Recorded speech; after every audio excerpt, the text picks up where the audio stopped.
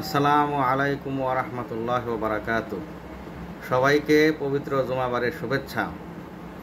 বৈষম্য বিরোধী ছাত্র আন্দোলনের ফলে এবং আমাদের সন্তানদের যে বিশাল ত্যাগ, পৃথিবীর ইতিহাসে এরকম আর দ্বিতীয়টি আছে কিনা সন্দেহ আমার। তাদের এই ত্যাগ এবং তিতিক্ষার বিনিময়ে আমরা একটি নতুন বাংলাদেশ পেতে যাচ্ছি। এই সরকারের এখনও 15 দিনও সময় হয়নি। আমরা এই সময় আমাদের কিছু দায়িত্বপূর্ণ আচরণ করা উচিত। আমি আমাদের সোশ্যাল মিডিয়াতে আমাদের কিছু দাবি দেওয়া নিয়ে আমি একটু কথা বলতে চাই। এই সময় আমাদের একটু দায়িত্ববান হওয়া উচিত। আমাদের সোশ্যাল মিডিয়াতে একজন লিখেছেন, পুলিশ কি এ মাসের বেতন পাবে? তো পুলিশ এই মাসের বেতন কেন পাবে না ভাই? পুলিশ কি দোষ করেছে? ওনার কি পরিবার নেই? ওনার কি ফ্যামিলি নেই? পুলিশের উপরে যে ট্রমা গিয়েছে আপনি কি তা কল্পনা করতে পারেন? হয়তো পুলিশের মধ্যে কিছু পুলিশ খারাপ, কিন্তু সবাই তো খারাপ নয়। এই পুলিশরাই তো আপনাকে পাহারা দিয়েছে। তাদের রাত্রিকালীন টহল না থাকলে আপনি শান্তিতে ঘুমাতে পারতেন না। এবং আইন শৃঙ্খলা নিয়ন্ত্রণ এবং আপনার প্রাতিষ্ঠানিক কাজেও তো তারা হেল্প করেছে। যিনি দিয়েছেন পোস্টে তাকে দেখলাম, তার degree MA MBA BA Kamil. তো ভাই আমি একটু জিজ্ঞেস করি যে আপনি একটু মাদ্রাসার ছাত্র, আমরা কি একটু মানবিক হতে পারি না?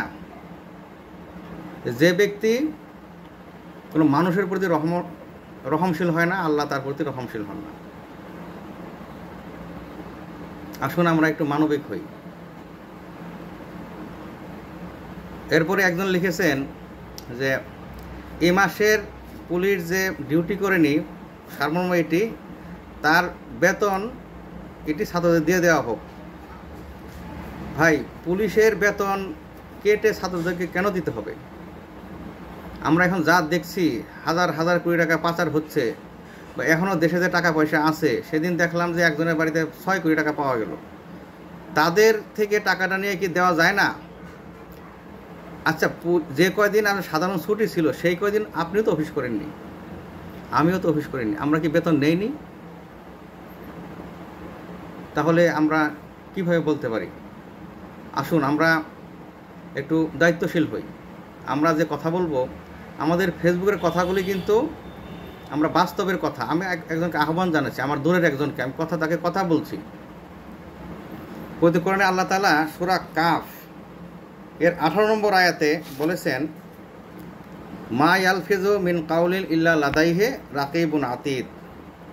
মানুষ যে কথাই উচ্চারণ করে তার রেকর্ড করার দায়িত্বে নিয়োজিত একজন প্রহরী তার কাছেই রয়েছেন। আপনি যা বলছেন, আপনি হয়তো কথা বলছেন কিংবা ফেসবুকে আমরা পোস্টেই কিন্তু আমরা কথা, তো এটা কিন্তু রেকর্ড হচ্ছে। কয়েকজন দাবি তুলতেছেন, এখনই এই কাজটা করতে হবে, এখনই অমুক কাজ করতে হবে। আরেকজন বলছেন অবিলম্বে। আমি এখনই গুগলে সার্চ দিয়ে দেখলাম, এখনই হলো মুহূর্তকাল।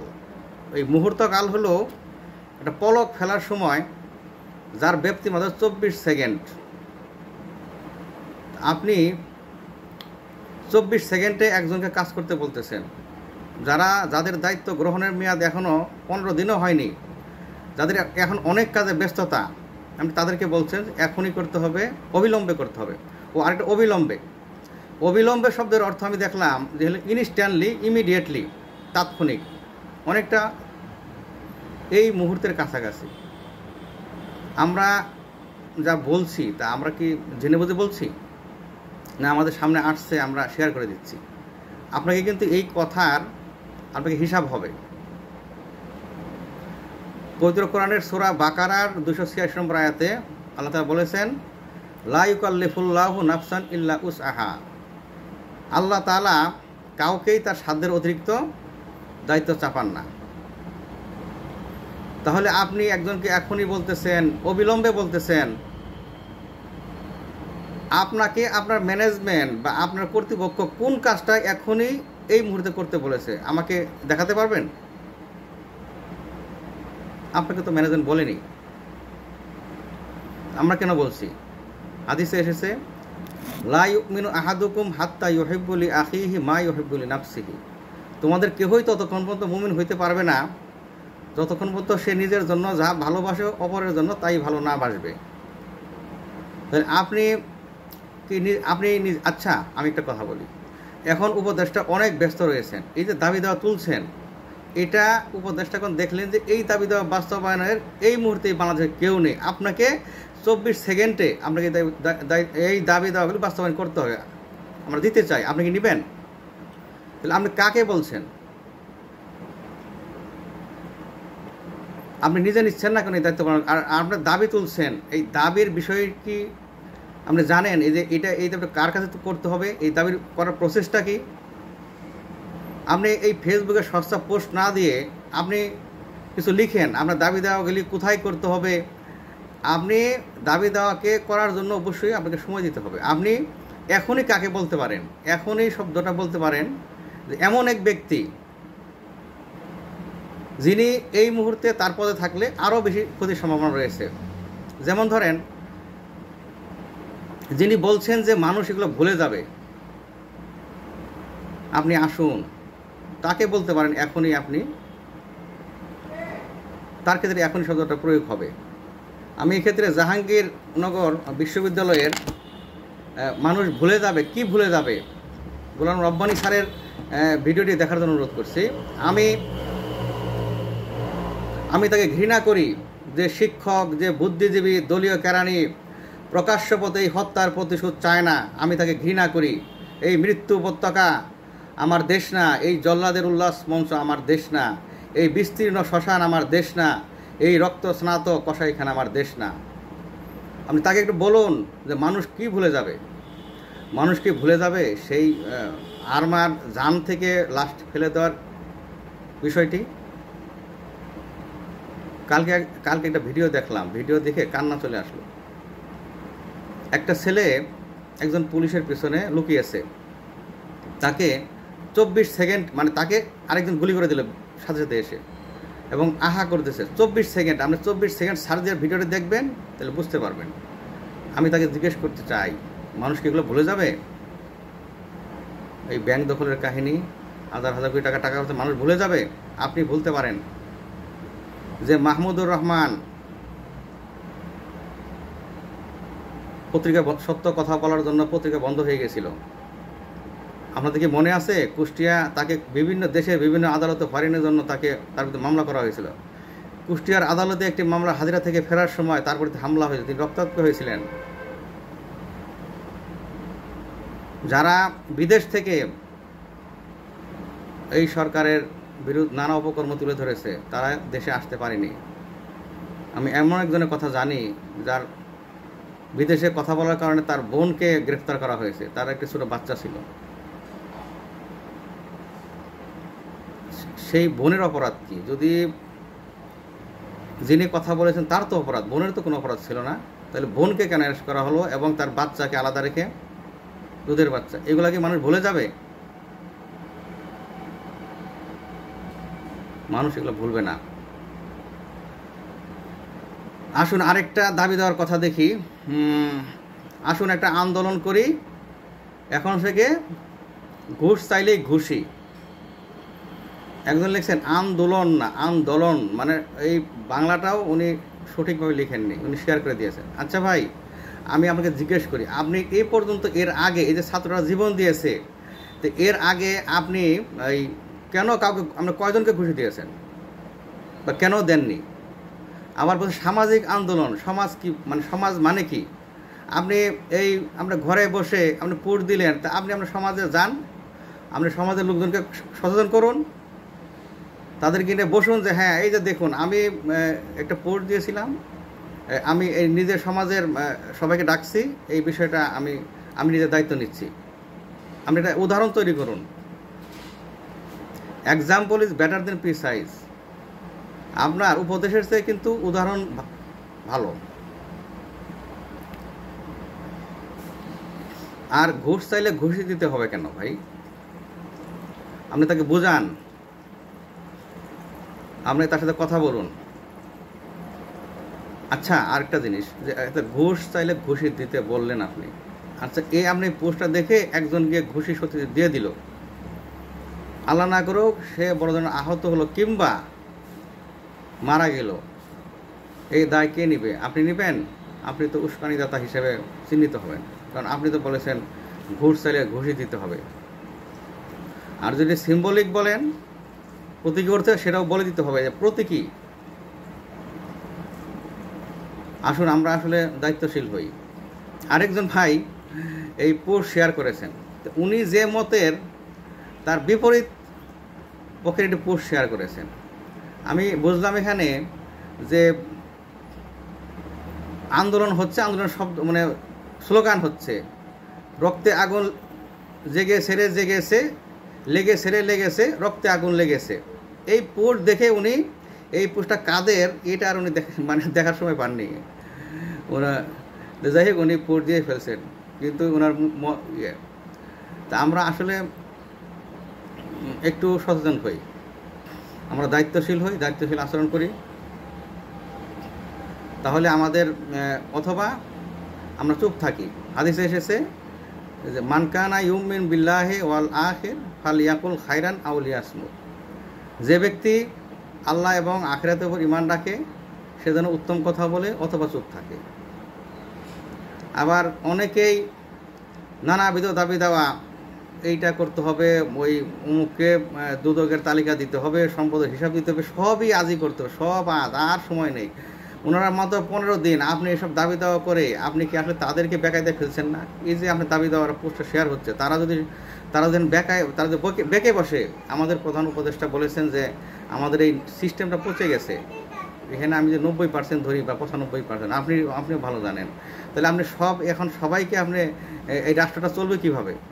এই সমস্যা আপনি কাজে আসুন আমরা আমাদের নিজের বিবেক বুদ্ধি খাটাই, আমরা যেন যা সামনে আসে তাই শেয়ার না করি।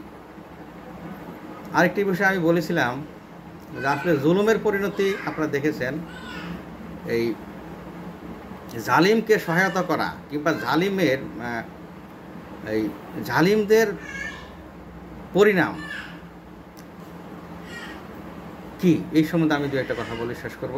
সেটা হলো, আমার অনেক পরিচিত বন্ধু বান্ধবকে দেখছি যে ওনারা, আমি দেখছি হেফাজতের ইয়েতে লাশ, উনি দেখছেন যে এটা রং মেখে শুয়ে আছে।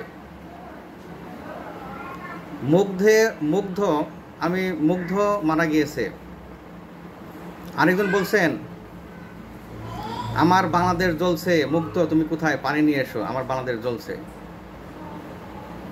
আমি সেদিন সকালে আমি হাঁটতেছিলাম, হাঁটতে গিয়ে একজনের সাথে আমি কৌতূহল জিজ্ঞেস করলাম, আচ্ছা ভাই কী অবস্থা দেশের? বললো যে অবস্থা খুবই খারাপ, 73 সালের মতো এত লুটপাট আর হয়নি। আমি তাই নাকি? জি। বলে যে এই আমাদের অমুক বাজারে, নামটা বললাম না, আমাদের এই দোকানপাট যা আছে, লোহা লক্কর জিরা টিরা যা আছে, মশলাপাতি সব লুট করে নিয়ে গেছে, এবং কাপড়ের দোকান টোকান। তাই নাকি? তো আমি কিন্তু তার আগের দিন ওই বাজার থেকে বাজার করে এসেছি এবং আমাদের হিন্দু ভাইদের দোকান থেকেই বাজার করেছি। তাকে জিজ্ঞেস করেছি আপনাদের কী অবস্থা? বললো এমনি ভাঙচুর হয়নি, আরেকটা সমস্যা আছে, সেটা আমি এখানে বলবো না। তো আমি ভাই তাকে জিজ্ঞেস করলাম, আচ্ছা আপনি কি জানেন যে বাংলাদেশে কতজন ছাত্র মারা গিয়েছে? জানি। আচ্ছা এরা যে আপনার সন্তান হতো তাহলে কেমন হতো? আচ্ছা আপনার এই জেলায় কতজন মারা গেছে? 5 জন মারা গিয়েছে। আচ্ছা আমি এই যে লুট যা হয়েছে আমি এর 10 গুণ দেবো, আমি আমার ওই 5 জন ভাইকে আপনি ফেরত নিয়ে এসে দেন, আপনি পারবেন? তখন তার পাশে একজন ছিলেন, উনিও বললেন, উনিও ওই গোদামেরই চাল খান, উনিও বললেন যে না, উনি যখন যেটা হয় তখন সেটা বলে, মানে যখন ছাত্র মারা গেছে ওটা বলছে, এখন উনি এটা বলছেন। আবার উনি বললেন যে কিছুক্ষণ আগে উনি বলেছেন, উনি আমার সাথে ডাহা মিথ্যা কথা বললেন, আমার সামনে আসলে বলেনি। যাই হোক, উনি আমাদের পরিচিত, ওনার সাথে আর বেশি বার্গেনিং করলাম না। আমি ওই সেই পোস্ট শেয়ারকারীকে, যিনি বলেছেন যে মুগ্ধ পানি নিয়ে এসো, আমার সারা বাংলাদেশ জ্বলছে, আমি তাকে একটু জিজ্ঞেস করতে চাই, আপনি সারা বাংলাদেশ বলতে কী বোঝাচ্ছেন? আমি 64 জেলা আমার 64 জেলায় তো এরকম বাড়ি জ্বলেনি। সব আপনারা যারা এখানে আছেন আমার এই ভিডিওটা দেখবেন তারা একটু বলবেন যে আপনার জেলায় কয়টা বাড়ি জ্বলেছে। তাহলে আপনি কি বলছেন বাংলাদেশ বলতে, আপনি যদি বলতেন যে 64 জেলা বাংলাদেশের অমুক জায়গায় আগুন লেগেছে, আগুন দিয়েছে, তার ভিডিওতে উনি বলেননি যে কোনো লোক মারা গেছে। তা আমি ছবিটা দেখে বুঝতে পারি একটি দোতলা বিল্ডিং। আমি ওনাকে বলতে চাই আমি এই বিল্ডিংটা 10 তলা করে দেবো, আপনি মুগ্ধকে আমাকে ফিরিয়ে দিতে হবে।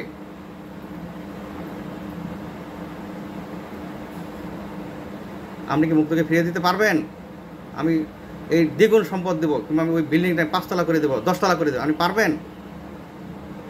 আমাদের বিবেক বুদ্ধি, আমরা কত বিবেকহীন নির্মম হতে পারি।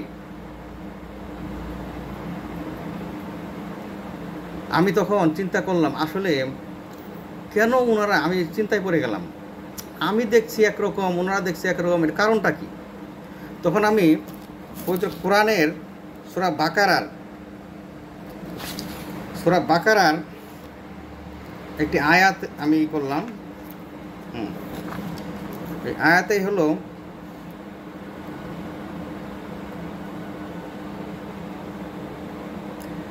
আয়াতটা হলো 6 নম্বর আয়াত। সেখানে বলেছেন ইন্নাল লাযিনা কাফারু সাওয়াউন আলাইহিম আনজারতাহুম আম লাম তুনজিরহুম লা ইউমিনুন।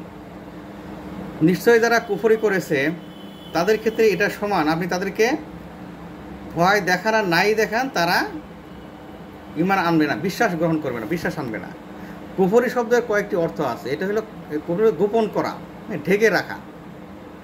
মানে আমরা কুফরি বলতে শুধু আমরা ইসলাম যারা ধর্ম তাতেই আমরা বুঝবো না, আমরা অনেক সময় শব্দার্থ বুঝতে পারি। মানে যাদের অন্তটা ঢেকে দেওয়া হয়েছে তারা আসলে তাদেরকে আমরা যাই বলেন না কেন তারা এটা বিশ্বাস করবে না। যেমন ধরেন এখানে আরেকটু পরে আমি যে এটা আরেকটু পরিষ্কার 10 নম্বর আয়াতে বলা হয়েছে, 10 নম্বর না, এটা হলো পরের আয়াতে 7 নম্বর।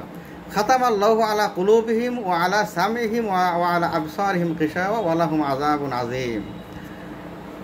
আমি চমৎকার জবাব পেয়ে গেলাম যে আল্লাহ তাদের কলবে মোহর মেরে দিয়েছেন এবং তাদের কর্ণে এবং তাদের চক্ষুতে পর্দা রয়েছে এবং তাদের জন্য রয়েছে বিরাট আযাব। অর্থাৎ দেখেন তাহলে জালিমরা এবং তার সহযোগীরা তাদের দেখতে পারে না। আসলে মূল কারণ এটাই যে আপনি দেখবেন যে মুগ্ধর জীবন তার কাছে বেশি মনে হবে না, তার কাছে মনে হবে একটি বাড়ির আগুনে পোড়া। আপনার লক্ষ কোটি টাকা পাচার তাদের কাছে বেশি মনে হবে না যখন গণভবনের কোনো সম্পদ যেটি রাষ্ট্রীয় টাকায় কেনা, আমাদের জনগণের ট্যাক্সের টাকায় কেনা, যেই সম্পদ অনেকে আবেগের বসে নিয়ে গেছে পরে আবার ফেরত দিয়ে গেছে, সেইটা নিয়ে তাদের মানে আবেগ হবে। এটাই মূল কারণ। আমি তখন আমি বুঝতে পারলাম যে আসলেই আল্লাহ তাদের অন্তর মোহর মেরে, এটা কোরআনের কথা, এটা আমার কথা না। তো আমার এক পরিচিত উনি কান্না করেছেন ওনার বিদায়ের পরে, আমি শুনলাম। আমি বললাম যে আলহামদুলিল্লাহ, যদি এই কান্নার মাঝে পানি দিয়ে যদি ওনার চোখের ধুলাবালিগুলা ময়লাগুলা বের হয়ে যায়, উনি বলতেন যে মানুষ রং মেখে হেফাজতের মাঠে রং মেখে শুয়ে থাকে। তো আমি দোয়া করি ওনার এই কান্নার মাধ্যমে ওনার চোখের ধুলাবালিগুলি পরিষ্কার হয়ে যাক, যাতে উনি দেখতে পারেন যে কী হয়েছে, কী ঘটেছে। এবার আমাদের জালেমের সহযোগীদের পরিণতি, এখানে ইবনে হিব্বানের একটি হাদিস, আন্নাহু ইয়াকুনু বাদাহু উমারা ফামান দাখালা আলাইহিম বিকাজবিহিম ওয়া আনাহুম আলা জুলমিহিম, যে এমন একদল শাসক আসবে এবং তাদের মধ্যে একদল লোক হবে যারা তাদের মিথ্যাকে সত্যায়ন করবে এবং তাদের জুলুমকে সহযোগিতা করবে। আল্লাহ রাসূল বলেছেন ফালাইসা মিন্নি ওয়ালাস্তু মিনহু, তারা আমার অন্তর্ভুক্ত নয়, এবং আমি তারা আমার মধ্যে নয়, তারা আমার অন্তর্ভুক্ত নয়, উম্মতের মধ্যে নয়, এবং আমিও তাদের মধ্যে নই। ওয়ালাইসা বে ওয়ারিদিন আলাল হাউজে, এবং তারা হাউজে কাউসারের পানিতেও আসতে পারবে না। এবং যারা ওয়ামাল নাম, হ্যাঁ, এবং যারা, আমি বাংলা বলছি, এবং যারা তাদের এই মিথ্যাকে, তাদের জন্য সত্যায়ন করবে না এবং তাদেরকে সহযোগিতা করবে না তাদের জুলুমের ক্ষেত্রে, ফাহুয়া মিন্নি ও আনা মিনহু, তাহলে সে আমার অন্তর্ভুক্ত হবে এবং আমিও তাদের অন্তর্ভুক্ত। ওয়াহুয়া ওয়ারিদুন আলাল হাউজে, এবং সে হাউজে কাউসারে পানি পান করতে পারবে। তো প্রিয় বন্ধুগণ, ভিডিওটি অনেক লম্বা হয়ে গেছে, তো আমি আর দীর্ঘায়িত করছি না। তো আমার সম্মানিত আমাদের দর্শক বন্ধুগণ, আসুন আমরা এই সময়ে আমরা সচেতন এবং নাগরিক যাতে পালন করি, এবং আমরা অবশ্যই যেন জুলুমকারী এবং জুলুমের সহযোগিতাকারী না হই। মহান আল্লাহ আমাদের সবাইকে হেফাজত করুন এবং আমাদের দেশকে হেফাজত করুন, এবং আমাদের এই যারা যে ছাত্ররা আমাদের কথা বলার অধিকার দিয়েছে, আমাদের দেশকে একটি উন্নত দেশে পরিণত করার অঙ্গীকার করেছে, আল্লাহ কোনো ষড়যন্ত্রকারী যেন সফল না হয়, এই দোয়া তাদের জন্য আমরা সবাই করব। আজকের জুমার দিনে আমরা এই দোয়া করব। ওমা আলাইনা ইল্লাল বালাগ। আসসালামু আলাইকুম ওয়া রাহমাতুল্লাহি ওয়া বারাকাতুহু।